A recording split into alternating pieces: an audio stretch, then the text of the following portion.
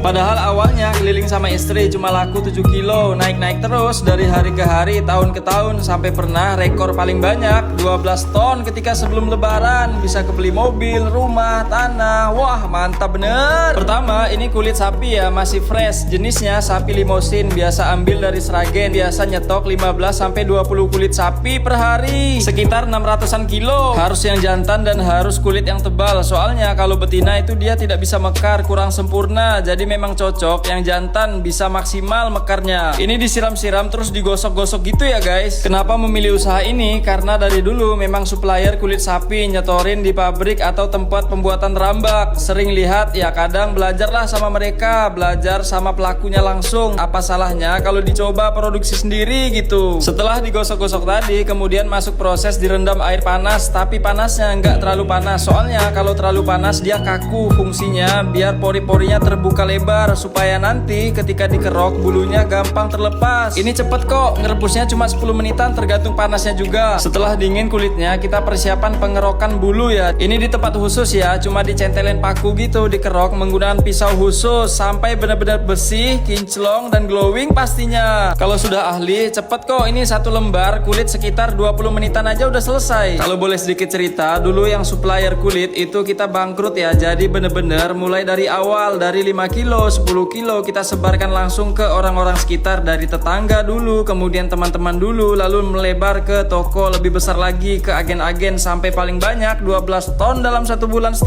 Itu ketika sebelum lebaran ya. Wah, banyak banget. Setelah dikerok banyak tadi, kita masuk proses dicuci bersih ya. Kemudian masuk lagi proses perebusan. Airnya juga sudah panas banget, direbus selama 25 menitan aja. Teksturnya sampai agak lembut, ketika ditusuk bisa tembus langsung. Sempat juga ditolak ya, karena di toko tersebut sudah ada merek lain, jadi kita belum bisa masuk. Tapi tetap kita berikan sampel aja, siapa tahu di lain waktu mau gitu. Namanya usaha, terus aja diusahakan. Kulitnya sudah mateng ya, itu tandanya gampang ditusuknya guys. Dipindah di air dingin, fungsinya biar dingin aja kulitnya, gampang diproses selanjutnya. Kemudian dicuci lagi biar tambah bersih lagi bagian kulitnya. Terus kalau masih ada yang sekiranya kurang bersih, dikerok lagi sedikit. Bahkan pernah di suatu toko grosir besar ya, kita diusir karena mungkin merasa terganggu dengan sistem penawaran kita. Kita jadikan cambuk aja buat ke depan, itulah seninya. Yang penting jangan mundur, maju terus sampai banyak yang menerima. Wah, keren banget. Terus dijemur lagi ya, paling 3 jaman aja sampai kering, soalnya nanti bakalan dijemur lagi kok guys. Setelah kering dijemur tadi, kita masuk proses dipola ya, dipotong-potong menggunakan alat khusus custom sendiri katanya, pakai bambu. Terus ada pisaunya yang bagus, pesennya di pandai besi. Ini dipotong bentuk kotak-kotak atau dadu gitu ya, diberi minyak juga biar nggak seret, jadi mudah potongnya. Lanjut terus tuh, cepet banget kan motongnya. Pernah juga sempat dituduh pakai penglaris, saya jawab dengan senang hati, iya pakai penglaris, bisa berbuat baik sama orang sekitar, bisa nyantuni anak yatim. Ya itu mungkin termasuk penglaris ya, jadi bukan yang melenceng. Jadi meskipun cuma rambak begini, tapi di sini pengirimannya sudah hampir ke seluruh Indonesia ya, mulai dari Jakarta, Bandung, Tangerang, Surabaya, Solo, Bali, Kalimantan, Sulawesi, Sumatera, bahkan Papua juga pernah. Wah, mantap bener. Nah, setelah banyak dirajang atau dipotong tadi, kita masuk proses ditata yang banyak serapi mungkin ya, dianjang atau rigennya agar bisa merata. Nanti jemurnya diratain gitu ya, jangan sampai banyak yang ketumpuk-tumpuk. Nanti akan dijemur selama 1 hari aja sampai bener-bener kering, diterik panas matahari. Terus kalau hujan gimana? Ya wassalam. Gak pernah menyangka atau kebayang ya bisa sampai sejauh ini. Kalau bukan doa dari orang tua, doa dari istri, doa dari karyawan, doa dari pelanggan, tidak mungkin bisa sejauh ini. Senang dan bersyukur sekali tentunya. Kita yang jelas taat sama Allah, menjalankan perintahnya, menjauhi segala larangannya. Insya Allah semuanya pasti akan dilancarkan apapun itu. Seperti ini hasilnya setelah dijemur tadi. Ini mau proses pelapukan, fungsinya untuk mengurangi kadar air yang ada di kulitnya, itu bisa berkurang lagi. Nah tuh langsung aja dimasukkan di dalam wajan yang super besar jumbo. Alat aduknya juga khusus ya, bikinan sendiri. Nama alatnya transformer katanya. Wah, kreatif juga ya. Ini juga bisa mengurangi tenaga kerja. Kalau manual diaduk itu bisa 2 orang. Kalau ini sudah otomatis muter aja terus-terusan. Ini pelapukannya sekitar kurang lebih 3 jaman ya. Api kecil aja, jangan terlalu panas. Kalau semisal udah pada naik, apinya dimatikan, tunggu dingin lagi. Setelah dinginnya rata, kita nyalakan lagi apinya. Biasanya 3 kali hidup dan mati. Wah, si detail itu ya guys. Kapasitasnya ini bisa 150-an kilo. Kalau sudah diangkat aja ya untuk ditiriskan. Dulu ngerjain sama istri, sekarang bisa punya 40-an karyawan karena karena di sini tujuan kita bisa banyak bermanfaat untuk sesama serta bisa menjadi berkat untuk banyak orang. Jadi kalau dirunut dalam, mereka punya anak, mereka punya orang tua, bisa menghidupkan keluarga mereka. Banyak sekali yang dihidupkan cuma dari ramba ini. Wah, mulia sekali ya guys. Setelah minyak yang ditiriskan tadi, kita masuk proses penggorengan ya. Wajannya ada dua di sini. Jadi pertama digoreng di minyak yang panasnya sedang, diaduk-aduk banyak sampai pada ngangkat, baru dipindah di wajan sebelahnya. Tapi di sini kita sok-sok dulu ya, minyaknya masih baru, masih jernih, khusus yang penggorengan kerupuknya langsung. Nah, ini kita persiapan mau goreng yang sebelahnya ya. Diserok-serok dulu ya yang banyak. Tuh, langsung dipindah di situ, digoreng langsung mengembang banyak banget sambil diaduk-aduk bolak-balik ya biar mengembangnya bisa maksimal. Biasa goreng sekitar 2 menitan aja. Sudah sekiranya mengembang, warnanya juga putih gitu, kelihatan bagus ya teksturnya. Ini sudah matang, langsung aja diangkat, ditiriskan. Setelah digoreng biasanya diberi bumbu lagi ya, cuma garam halus sama penyedap rasa aja. Simple aja kok bumbunya, jadi nggak pakai bahan yang aneh-aneh, aman pastinya. Sempat ngobrol sama owner, ini kan saya izin meliput, lihat prosesnya dari awal sampai selesai. Terus kalau ada meniru bagaimana? Boleh, nggak apa-apa, karena rezeki itu kembali dari Allah. Boleh semua usaha bisa ditiru, tapi kan udah takdir rezeki masing-masing, jadi nggak khawatir sama sekali. Sama halnya seperti pedagang di pasar, jejer-jejer punya rezeki masing-masing. Semakin kita ikhlas, itu akan menambahkan rezeki kita. Masya Allah, baik banget ya guys. Kunci bisa bertahan usahanya sampai saat ini, pertama telaten ya, tidak pernah nyerah, selalu bertanggung jawab kepada siapapun, terutama sama pelanggan juga ya. Jadi kalaupun ada komplain atau saran, kita selalu menerima dengan baik, dengan senang hati. Moral story-nya adalah gagal bukan akhir, tapi awal dari pelajaran. Setiap jatuh adalah kesempatan untuk bangkit dengan strategi yang lebih baik. Hidup bukan tentang berjalan mulus setiap saat, tapi seberapa kuat kita bertahan dan bangkit saat tantangan datang. Wah, keren banget. Tuh, banyak banget kan pesanannya. Nah, buat teman-teman yang mau nyobain, bisa banget dikirim-kirim, hubungi di sini aja ya. Terima kasih, semoga bermanfaat. Sampai jumpa di video selanjutnya.